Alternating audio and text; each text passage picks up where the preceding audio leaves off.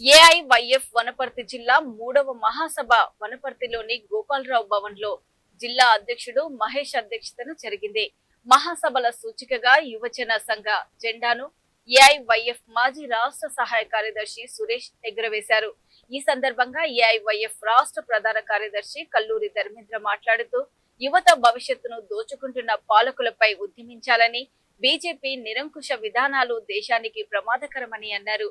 వనపర్తి జిల్లా యువత నేడు తీవ్రమైన సంక్షోభాన్ని ఎదుర్కొంటుందన్నారు.